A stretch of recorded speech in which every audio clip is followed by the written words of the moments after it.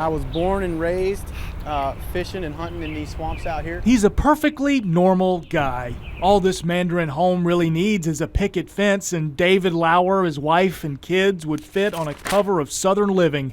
Or better yet, maybe Garden and Gun. This is a modified muzzle loader. There are some game cams. His dining room table a buffet to satisfy any avid outdoorsman. Of course, you need your survival knife. But deer and turkey aren't on the menu. This is a DNA collection kit. The thousands of dollars worth of equipment here isn't for bringing home something for the dinner table. Well, right here, this is the gear that you need whenever you're going out to look for Bigfoot in the woods. He's part of a team based in Northeast Florida called the Sasquatch Hunters. So good at what they do, they get paid to do it. IGN 2020 from Night Owl Optics, which we are sponsored by.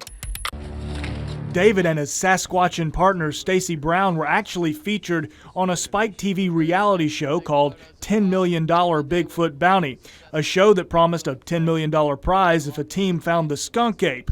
Well, David and Stacy didn't win the $10 million, but they were the last team standing, good enough for a $100,000 research grant to find Bigfoot. A lot of people have asked, what have you done with the money? Right. Well, here you go. Lauer's obsession with finding Bigfoot began in 2009 when he was out hunting hogs. And I hear what sounded like a woman screaming, and I thought, you know what, I need to get up and go and check this out. He says he looked in a bush. And the bushes are shaking, and I've never heard anything like that in these woods. So asking him if he believes in Bigfoot, well, it'd be like asking if he believes in dogs. I am 100% convinced that we have something walking around in our own backyard that has not been discovered yet. I, on the other hand, am a total skeptic. What do you say to skeptics? You know, come out with me. Come out with me and let me show you. Don't think you'll steer us wrong? So a standard house call for a story shoot These are my snake boots. turned into a meeting 2 days later at a parking lot in Middleburg. So what do we got? We got the infrared. For a nighttime hike through the woods to hunt Bigfoot. You're going to keep it safe and sound, right? Safe and sound. Ready to roll? Ready to roll, man. Let's get it. Let's go find a skunk ape. You ever been out in the woods of Middleburg before, Paul? I have. The man behind the night vision camera is Paul Bullock. Some are convinced he's living among If us. you've seen the promo for this story that aired all this week, then you've seen his work. Trust me when I say he's perfect to come with me on this assignment. Night vision. That's Paul riding beside me.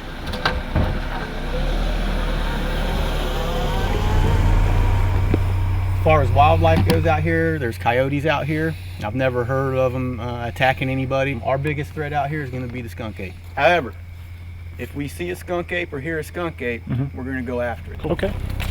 We're hiking the Black Creek Ravines, We walk out on the white trail, we walk back on the white trail. a nearly 3-mile walk. This place is thick in history of skunk ape sightings. All right, I'm going to scan this little open area right And here. sure, he's got expensive heat-seeking cameras, I'll kill my light. Something ruffling them bushes up over here. but he says old-fashioned tracking is just as important. Things like this random broken tree interest him, though he says this is from rot, not Bigfoot. Even he is skeptical from time to time. Right, you know, you have to, you know, or else you'll go crazy out here looking for skunk ape. You know, you'll attribute everything to skunk ape. Oh, that's the skunk ape did that. You know, a skunk ape did that. It's getting thick in here. You feel good? I'm feeling good. Yeah, it's really dark. And not without random moments of danger. We gotta walk right into that baby too. And this will be, this is kind of in gator territory. Right on. Closer. Was that a gunshot? Yeah, that was a gunshot, and just so you know, he said now we're in gator territory. Yeah. Not scared, are you? No, not in the least. I don't believe you. You guys are a trip, man. But now it's kind of like an adrenaline thing. It gets your adrenaline going and you like it. So without any luck at all so far, David decides to get aggressive, knocking on Skunk Ape's door. And you wait for a response. No response. Time to yell for him. There is something moving around over there. So a few hours in, and it's been all around very quiet. No What's squatch. that moving around? Not even any other wildlife other than a banana spider, a deer, and an armadillo. Paul had time for a Facebook post even before our trip back. This will be like a location they can find us in case we don't show back up. An awkward selfie will be our trophy from the night in Middleburg's woods. And while it may be novel for Paul and me, this is as real as it gets for David. as his search for a new species will rage on. And that's when like the fire, it finds a home in you, and you become, that adventurer to be out there on that quest to find these things, and that's what's driving me. Cool. Let's do it. Paul, you driven? Feel good? I'm feeling.